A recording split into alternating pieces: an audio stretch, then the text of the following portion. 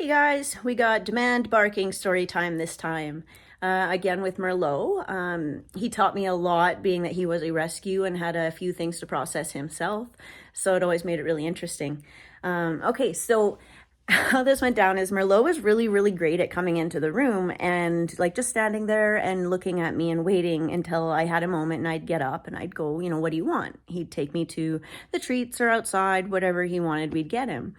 I got to a time in my life where I was just really busy with college, and he would come into the room and he'd look at me and I would kind of brush him off like, in a minute, in a minute.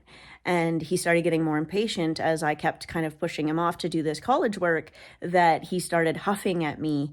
And then eventually he was stomping and huffing. And then he was full on barking at me.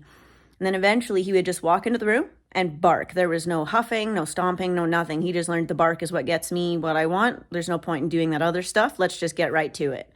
So of course I knew this was my own fault, that, I'm the one that created this. So I had to undo it, which meant I had to be hyper vigilant on showing Merlot that how you get what you want was by just walking in the room and looking at me like we used to do. So what that looked like was, if he needed something, he'd walk in the room, and as soon as he'd walk in the room and made eye contact with me, I'd stand up immediately and, Kate, what do you want? We'd go and get what he wanted. And then we started building up the length of time that he'd look at me. Okay, great, we'll go get it. Of course, I wouldn't wait as long as I was while I was doing the college work, because that's not fair.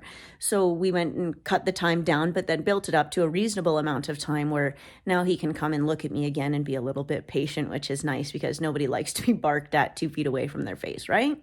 So any demand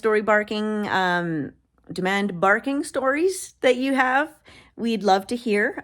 Share them down below, and also stories of success of undoing the demand barking, because that's always really helpful to find out what other people did too, right?